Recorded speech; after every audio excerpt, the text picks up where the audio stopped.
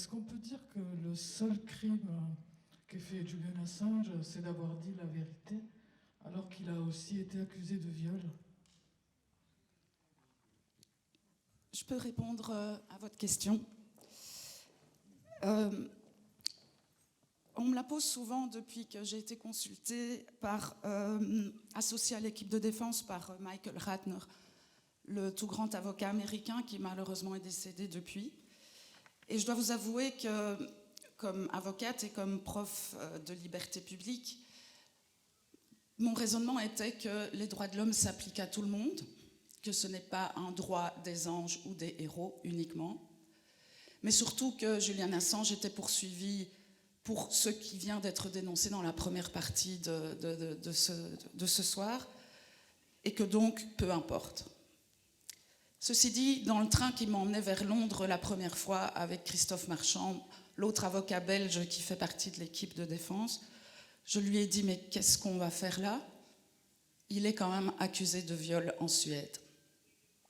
Il ne m'a pas fallu longtemps pour découvrir que c'était une machination pour dénigrer Julian Assange. D'abord, les deux femmes n'ont jamais déposé plainte. Elles se sont rendues à la police pour que Julian Assange fasse un test VIH. C'est la procédure en Suède. Et c'est la police qui a requalifié les faits et qui a décidé de le poursuivre pour viol, agression sexuelle. Donc ça, c'est quand même un élément important. Et l'une des deux femmes, quand elle s'est rendue compte de cette machination, a quitté le commissariat, mais sa plainte avait été consignée et l'opportunité des poursuites appartient au parquet. Pendant plusieurs années, jamais Julian Assange n'a été interrogé sur ce sujet. Lorsqu'il était encore en Suède, il s'est soumis à tous les tests, SIDA, il a répondu à toutes les questions de la police, il a postposé son voyage à Berlin et ensuite à Londres pour être à la disposition de la justice. Et c'est sur l'autorisation de la première juge d'instruction qui avait classé le dossier sans suite qu'il est parti à Londres. Et à peine arrivé à Londres, la deuxième juge d'instruction qui revient de vacances et qui reprend le dossier lance un mandat d'arrêt européen qui a valu, comme on le disait tout à l'heure à Julian, les déboires qu'il connaît actuellement. Je voudrais encore rappeler une chose. Quand il est donc appelé à la police à Londres, il s'y rend. Il passe 10 jours en maison d'arrêt. Il porte un bracelet électronique 541 jours. Tous les jours, il se présente à la police dans le cadre de ses conditions de libération. Tous les recours qu'il a introduits sont vains, et c'est quand la Cour supérieure au Royaume-Uni rejette le dernier recours qu'il se réfugie à l'ambassade d'Équateur. 541 jours de bracelet électronique, c'est plus que ce qu'il encourait comme peine pénale s'il avait été jugé pour les soi-disant agressions sexuelles commises en Suède. Et après ça, réfugié en ambassade d'Équateur, vous savez qu'il y reste encore de nombreuses années. Bonjour. C'est par là, j'aurais une question, s'il vous plaît. Je ne vois pas où vous êtes. Ah, ici, au premier balcon. Ah, pardon. Petite extension de voix.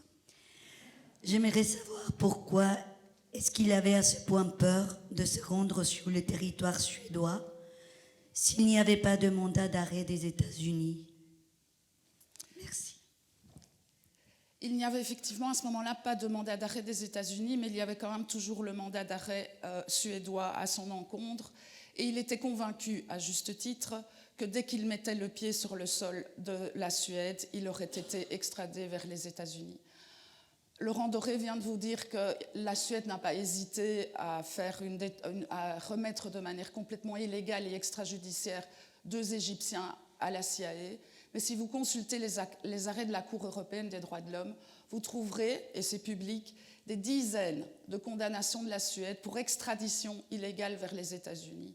Comme on l'a dit, c'est un allié très proche des États-Unis, mais surtout, le ministre des Affaires étrangères de l'époque, M. Bildt, avait fait l'objet d'un leak diffusé par Wikileaks et était très très proche des services secrets américains. Il y avait donc tout lieu de croire qu'il aurait été extradé vers les États-Unis, fût-ce de manière illégale, ce qui n'a pas l'air de déranger la Suède, en tout cas à cette époque-là. Raison pour laquelle il a eu peur et raison pour laquelle il a bien fait de ne pas aller en Suède. Est-ce qu'il y a encore une question ? Bonsoir. Bonsoir. Pourriez-vous nous expliquer, s'il vous plaît, quelles étaient les conditions de sa vie en ambassade parce que j'ai un peu du mal à me rendre compte qu'est-ce que c'est de vivre pendant 7 ans dans une ambassade. Et quand on voit la vidéo, quand il sortait de là, il était vraiment dans un très mauvais état. Et ça impressionne vraiment. Je me suis donc rendue à l'ambassade d'Équateur à Londres. Contrairement à ce qu'on pourrait croire, donc l'Équateur est un pays pauvre et l'ambassade à Londres est très petite. C'est un appartement dans un immeuble à appartements multiples, certes en face de chez Harrods, mais assez petit. Et surtout, ce n'est pas une grosse villa comme on en connaît à Bruxelles ou à Paris. C'est vraiment un appartement dans un immeuble à appartements multiples. Vous voyez les fenêtres à Londres, on peut juste les soulever un tout petit peu avec 10 cm d'espace, et c'est là qu'ils prenaient l'air. Et donc on a du mal à s'imaginer, mais pendant 7 ans, Julian n'a pas vu le soleil et prenait l'air en respirant là en dessous des petites fenêtres. Il s'est rendu 3 fois sur le balcon du bureau de l'ambassadeur lorsqu'il a fait des conférences de presse, mais ça d'abord, ça n'a été que 3 fois, et du temps de Rafael Correa. Dès que Lénine Moreno est arrivé, les conditions ont été beaucoup plus strictes. Moi, quand je passais là des réunions de 4 heures, je sortais de là complètement, je suffoquais, il faisait chaud, l'endroit est petit, et puis, comme il soupçonnait d'être mis sur écoute, et je dois avouer que par moments je me disais, il devient parano, alors qu'en fait on a su par la suite qu'il était vraiment sur écoute. Dans toutes les réunions, il y avait un bruit de fond pour qu'on ne puisse pas enregistrer nos conversations. Vous voyez un peu l'ambiance. Les toilettes à l'étage avaient été condamnées, les toilettes des femmes à l'étage avaient été condamnées pour qu'il ait une un peu plus grande chambre. Vous vous souvenez du confinement en 2020 ? Eh bien c'est ça, pendant 7 ans. Et nous, on pouvait encore sortir. Lui n'a jamais pu sortir de cette ambassade pendant toute cette période. Il n'y avait pas de jardin. Il ne pouvait pas monter sur le toit parce qu'il y avait des policiers dans le couloir à l'entrée, un sur le toit et bien sûr plusieurs dans la rue. Impossible de sortir, impossible de s'aérer. Il n'a plus vu le soleil pendant 7 ans. Il n'a pas vu un médecin, il avait des rages de dents, il ne pouvait pas consulter de dentiste. Bref, c'est pire que la prison.